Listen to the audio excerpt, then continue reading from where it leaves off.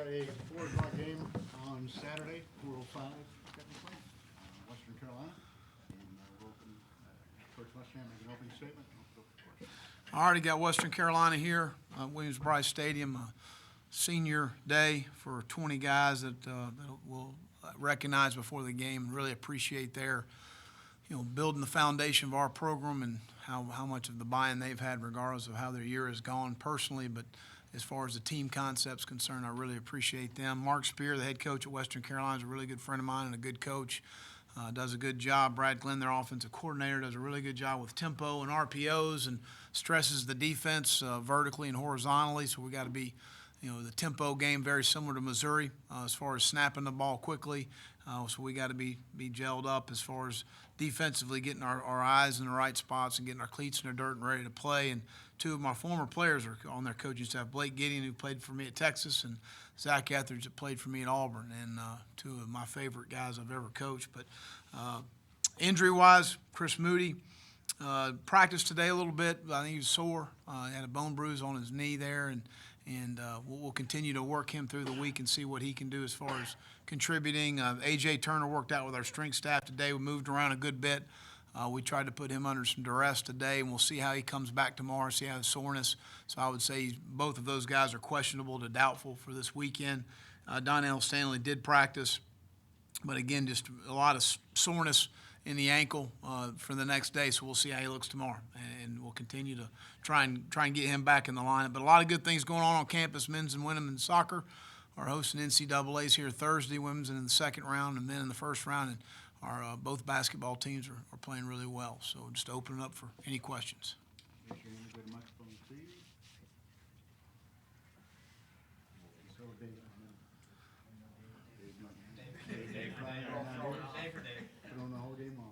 Will, what's your philosophy on playing FCS teams? Do you like it? I mean, through your coaching career, have you always done it, or do you have a stand on it one way or the other? I think it's a great opportunity. I view it like I spend as much time at the office. There's no difference to me. In terms of scheduling them, there's no. You're all right with. Sure. Mm-hmm. Will, do you talk to these guys much about the Citadel game last year?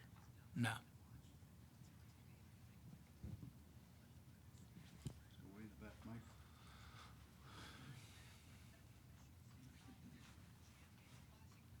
Knowing the kind of season that Carolina had last year and now the opportunity to get bowl eligible for the first time since 2014, what does that say about this group of guys being able to bounce back from a season like that? Well, it says a lot about our players and the type of character we have in the locker room. I think it says a lot about our staff, and coming in and done an outstanding job.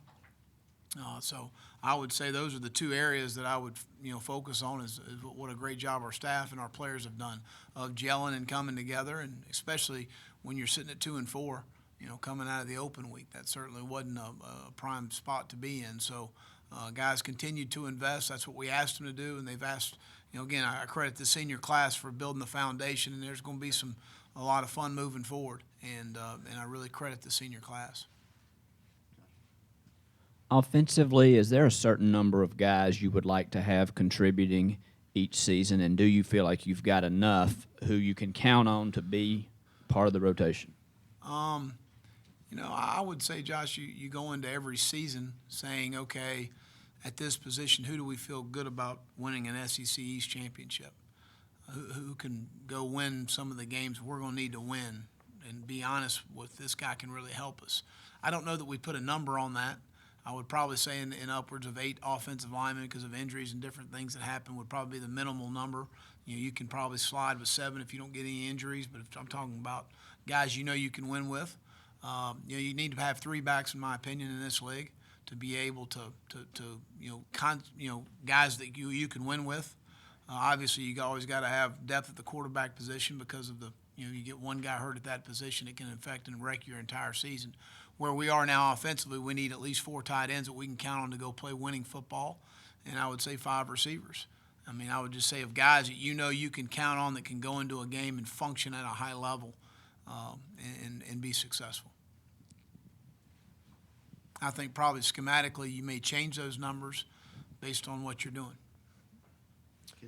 With Donnell at this point in the season, I know it's hard to get a 6th year for guys. Is that something that you're still considering, or It is. That is. But, we want to get through these games and prepare him to play in the games. But I'm not going to put a guy out there that, can't be successful. He's had a hard time pushing off his foot. He had a lot of pain last week in the ankle. So that is a discussion that we have had. But we're gonna go into it with the open mind of playing if he can and help us.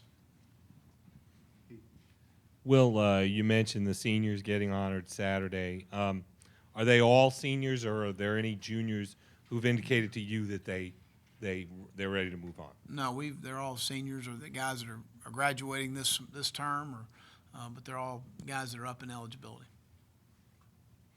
Will, during your time as a coach, have you ever run into an experience where senior day wound up being a bit of a distraction for the guys?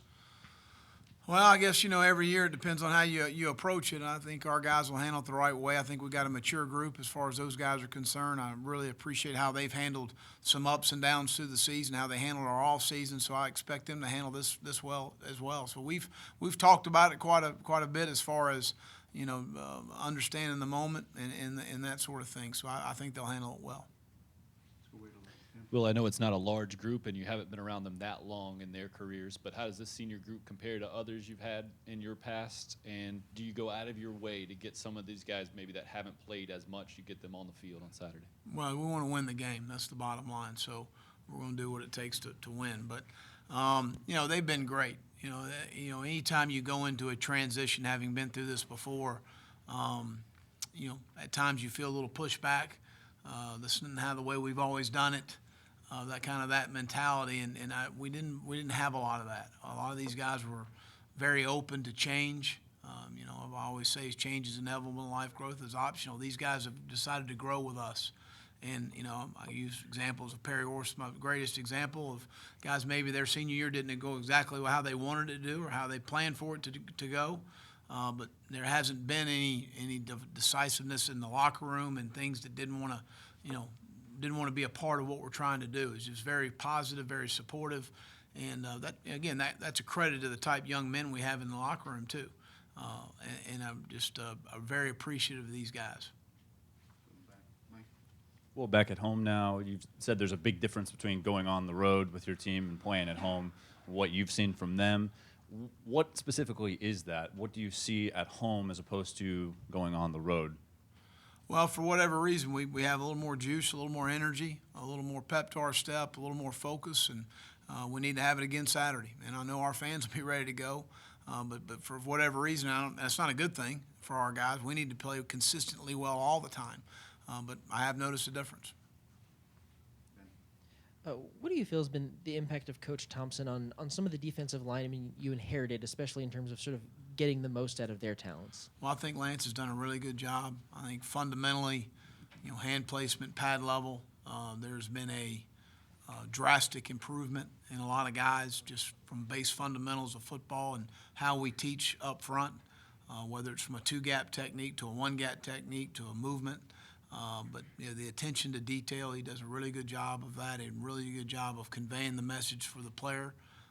But I think that you look from day one of spring ball to now is night and day from where we were, and we still have miles to travel. So, but yeah, I think he's done a really nice job. Has Jamari Smith indicated to you that he's not coming back next year? Jamari's fine. We've talked, and Jamari's totally committed to our football team, and we'll discuss that when the year's over.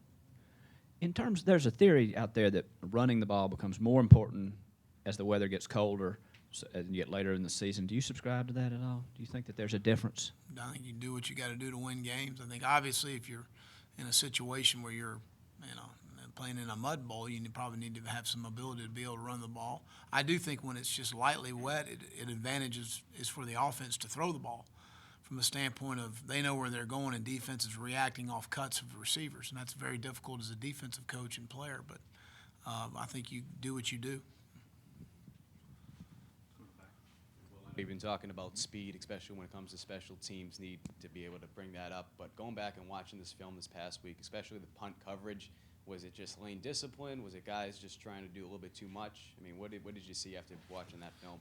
Well, I feel like overall speed, we just got to continue to improve that. at the end of the day. We outpunted the coverage several times, which was, to a guy like Callaway, creates an issue when he's got 20 yards of space before our first cover guy. We didn't front the ball up as far as making the ball run east and west was something that's a base fundamental in any coverage unit that you've got to be able to do. You can't let the returner knife the coverage. There were some fundamental things that were issues, but when you outpunt the coverage is an issue for us because from a speed standpoint, we have a hard time making that up. Fair or not, there were so many expectations put on him going into the season with Brennan McIlwain. How has he handled kind of the way things have gone here over the past few games? He's been awesome. He's approached practice the way you're supposed to approach practice. We had a 1-minute drill last week we let him have and did a fantastic job, took our offense all the way down the field against our first-team defense and continues to get reps, and the more reps he gets, the more he's going to improve and get better, just like the rest of our freshmen. But he's done a fantastic job.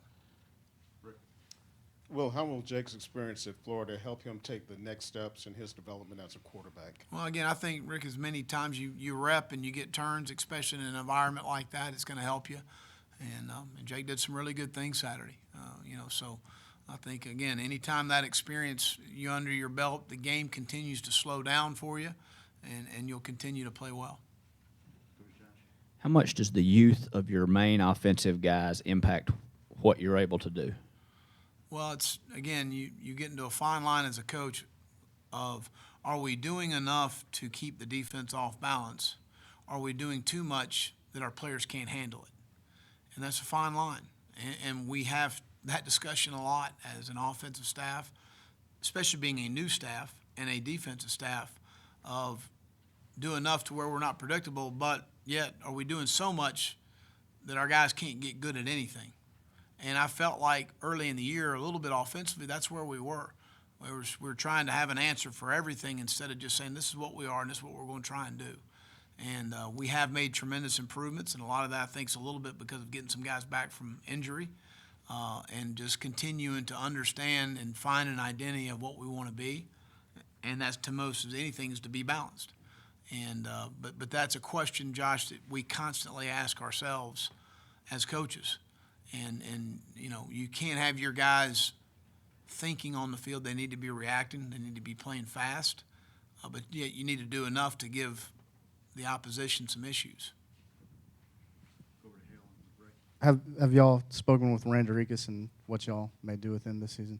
More than likely, we'll apply for medical right at this point. Mm-hmm.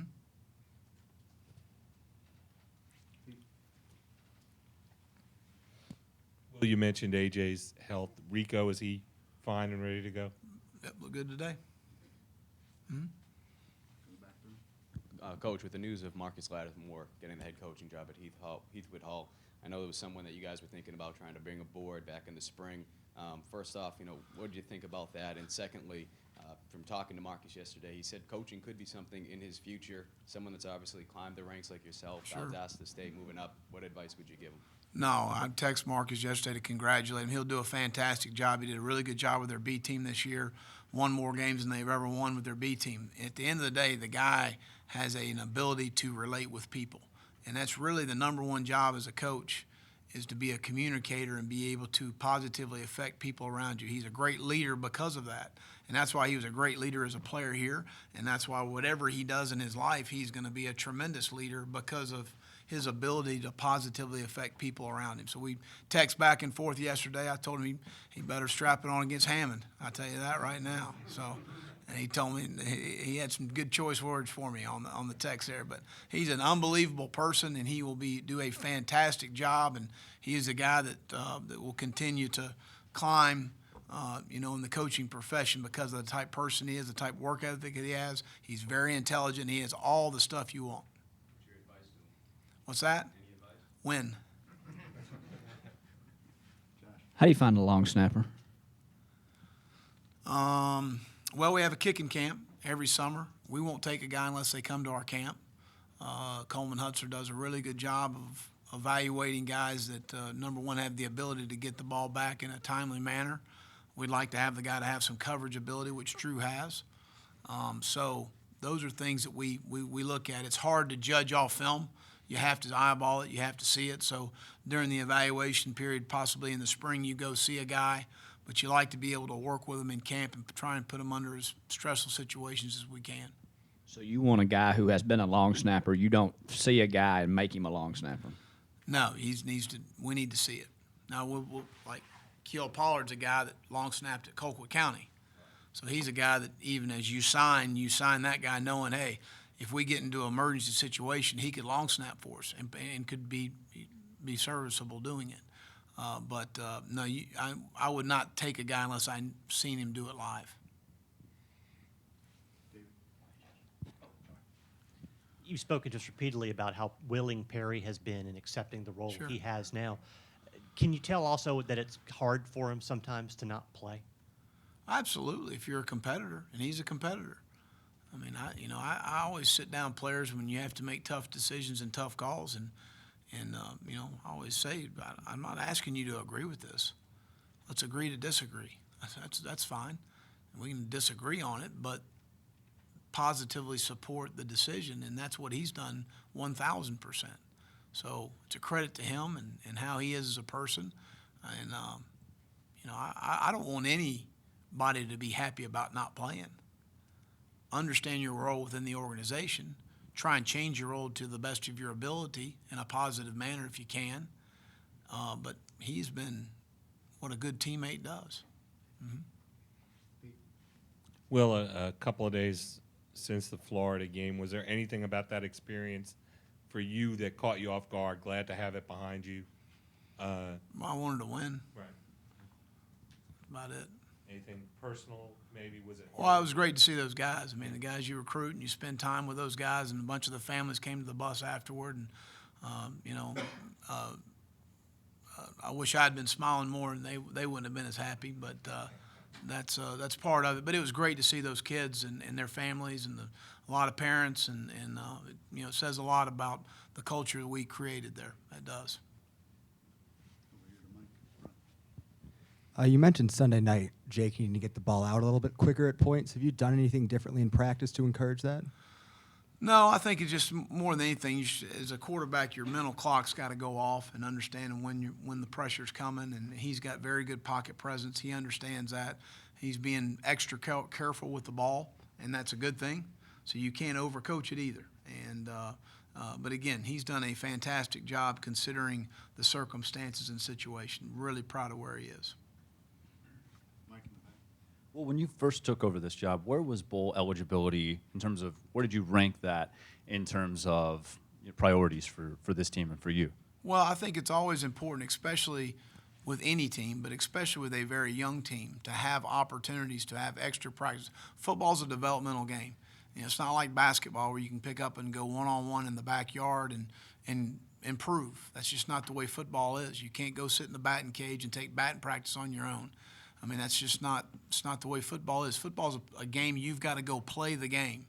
And now, we need to be able to have these practices to help continue to develop our roster and the youth of our roster. As far as priorities are concerned, I approach every game to try and win the game. So I'm disappointed with where our record is right now, but looking forward to another opportunity on Saturday.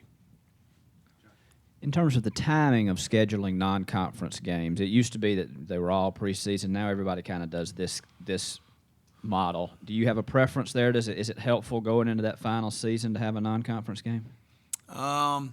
Josh, because of the way they schedule so far out now, it's kind of out of your hands as a coach.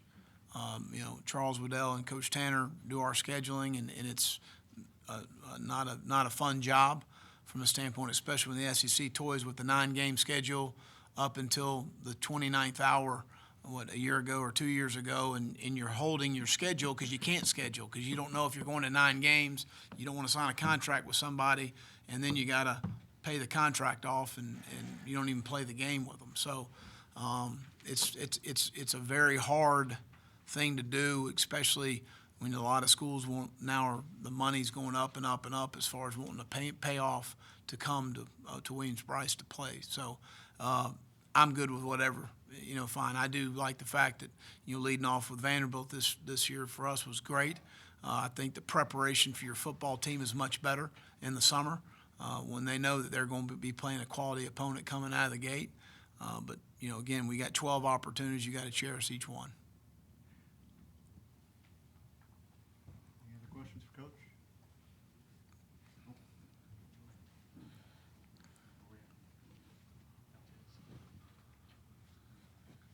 Anything that you've seen on the film that you're anticipating that Western Carolina is going to do that you guys want to stop as a defense as far as the preparation for this week? Well, again, if they'll obviously watch some Missouri tape, and there were some issues there in the run game and some issues there as far as some of the RPOs were concerned. So those are things we've got to continue to shore up and become a better space team as far as playing defense and as far as tackling in space and those sort of things are concerned. So there's no question we have a lot of things to work on defensive. We got a laundry list of them, and we'll continue to go after them every day. Coach, Jake coming off his first loss, what have you and other different coaches said to him coming off of that Florida game about improvements that he can do and just going forward in his college career? Well, I think as much as anything, just be technical about whether it's a win or a loss. It's always the same approach to me. These are some things we did well in the game, which he did some things very well in the game, and these are some things we can improve on in the game. And that's certainly our approach, whether we win or we lose. And so I don't know that the result of the game doesn't really change our demeanor as far as how we approach our players and our, as far as our corrections and things are concerned. There's always corrections. There's no perfect player. There's no perfect coach. So there's always things that you can look back as a coach and say, you know what, we really could have done a better job preparing this and being critical of your evaluation of yourself is the most important thing. And Jake's going to be harder on himself than any coach on our staff will be on him. And that's a good thing. So those are things to me you just continue to coach through.